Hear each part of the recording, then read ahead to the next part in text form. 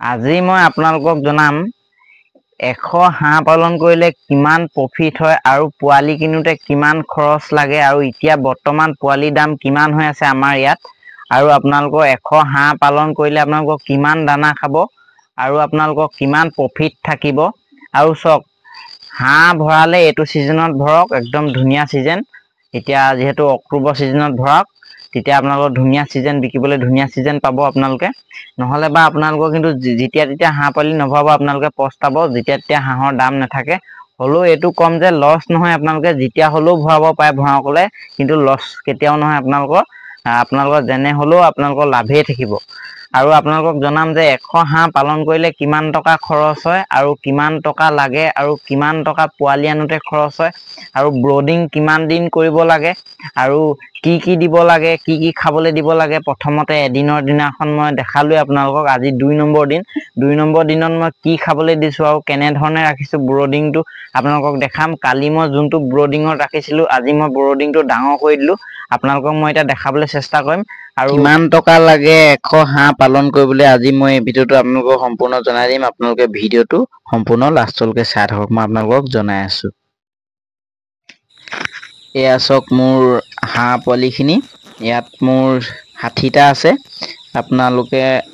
50টা বা 60টা এনে ধৰণে আনি পানি পালন কৰিব পাৰে মই 100টা পালন কৰা বিষয়ে কম আপোনালোকক যিহেতু মই 100টা অলৰেডি ইয়াৰ আগৰ বেষ্টত পালন কৰিলো আৰু এতিয়া মই 60টা আনিছো যিহেতু মোৰ অলপ হাঁহ আৰু আছেই ঘৰত মই আজি আপোনালোকক জনাম যে 60টা কুকুৰা কি কয় হাঁহ কুকুৰা ওলাই গৈছিলে হাঁহ পালন কৰিলে আপোনালোকৰ কিমান খৰচ লাগে মই আজি আপোনালোকক জনাম আৰু চক কালি মোৰ বৰ্ডিংটো দুটা থাৰ্মাকল বক্সত আছিলে মানে মাছৰ কাৰ্টনত আজি মই 3টা কৰি পেলালো থাৰ্মাকল বক্স আৰু চক আপোনালোকে যি 100 হাঁহ পালন কৰে এতিয়া হাঁহৰ পোৱালি দাম মই আনিলো এতিয়া 45 টকাকে যেহেতু দাম কমি আছে এতিয়া 45 টকাকে মই 60টা আনিছো 60টাত মোৰ 2700 টকা হৈছে 2700 টকা মই পোৱালি আনিলো আৰু আপোনালোকে যদি 100টা আনে তেতিয়াহ'লে আপোনালোকৰ 4500 টকা পোৱালিত পৰিব 4500 টকা পোৱালিত পৰিব এতিয়া কেইদিনমানৰ কাৰণেহে 45 টকাত পাব তাৰপিছত মোৰ মতে 50 টকা মান হৈ যাব আপোনালোকে 5000 ধৰিব পোৱালিত ধৰিছো 5000 টকা আপোনালোকৰ 100 পোৱালিত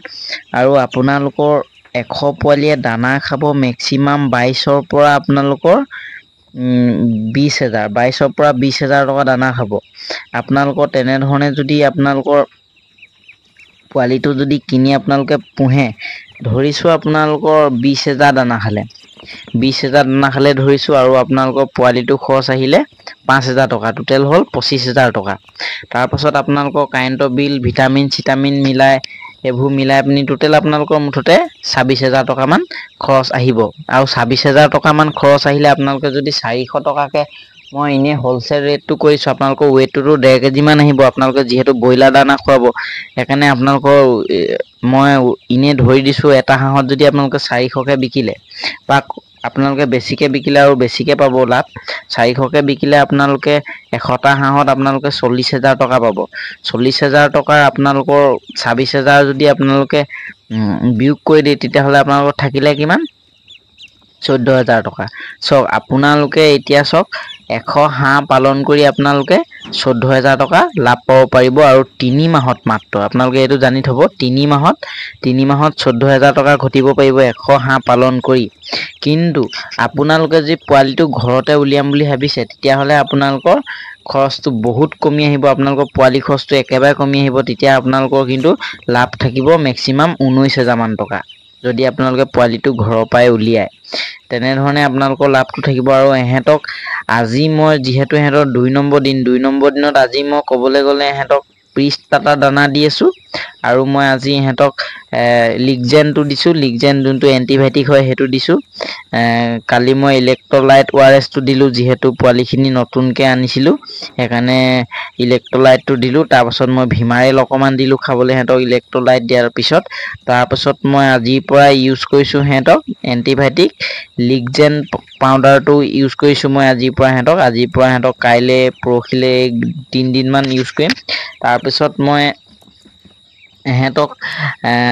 আৰু হেৰি কি কয় অক্সভেট ইউজ কৰিম তাৰপিছত আকৌ ভিমাৰিল ইউজ কৰিম তাৰপিছত আকৌ ব্ৰটন ইউজ কৰিম এনেধৰণে মই ইউজ কৰি গৈ থাকিম আপোনালোকক সম্পূৰ্ণ ভিডিঅ' দি গৈ থাকিম আৰু আপোনালোকে ব্ৰডিংটো মাছৰ কাৰ্টনত কৰিব একদম বেষ্ট হয় মই যিহেতু কৰিয়ে থাকোঁ আপোনালোকে চাওক ইয়াত 12 পৰা 13 দিনলৈকে থ'ব পাৰিব আপোনালোকে হাঁহ পোৱালি ব্ৰডিং কৰিব পাৰিব মই চাওক কি ধুনীয়াকৈ কৈছোঁ 60টা পোৱালি আছে 3টা থাৰ্মাকল মাছৰ কাৰ্টনত 60টা পোৱালি ইয়াত আপোনালোকে মেক্সিমাম আপোনালোকৰ ধৰি লওক 10 বা 12 দিন আপোনালোকে আৰামত থ'ব পাৰিব ইয়াত তাৰপাছত আপোনালোকে ব্ৰডিংটো ডাঙৰ কৰিব লাগিব এইটোত নহ'ব যিহেতু পোৱালিখিনি ডাঙৰ হৈ আহিব কিন্তু এতিয়া বৰ্তমান ইয়াতে হৈ যাব 10 দিন মানলৈকে বা 12 দিন মানলৈকে আপোনালোকে ইয়াতে থ'ব পাৰিব 60টা পোৱালি আৰামত থ'ব পাৰিব মই যিহেতু থৈ আছোঁ আৰু আপোনালোকক সম্পূৰ্ণ ভিডিঅ' দিবলৈ মই চেষ্টা কৰিম আৰু আজি মই সিহঁতক দি আছোঁ লিগজেন পাউডাৰ আৰু পৃষ্ঠতা দানা আৰু আপোনালোকে যদি 100 হাঁহ পালন কৰে যদি ধুনীয়া এটা ইনকম কৰিব পাৰিব মাহে মাহে আৰু আপোনালোকক কাৰোবাক যদি ইনকুবেটৰ লাগে আপোনালোকে যদি ভাবিছে নিজে মই হাঁহ পোৱালিটো উলিয়াই পানি নিজে পালন কৰিম তেতিয়াহ'লে যদি কাৰোবাক ইনকুবেটৰ লাগে মেনুৱেল অট'মেটিক নহয় হাতে ডিম লৰাব লাগিব 200 কেপাচিটি আপোনালোকক যদি ইনকুবেটৰ লাগে আৰু তাৰ দাম হ'ব 5000 টকা হ'ব মিছ মেকাৰ আৰু যোনখন ক্লক কয় সেইখন মানে গোটেইবোৰ হিউমিডিটি চেক কৰা বৰ্ডখন আপোনালোকক প্ৰত্যেকটো বস্তু মই দিম আপোনালোকক ভিডিঅ' মই দি থৈছোঁ আগতে এটা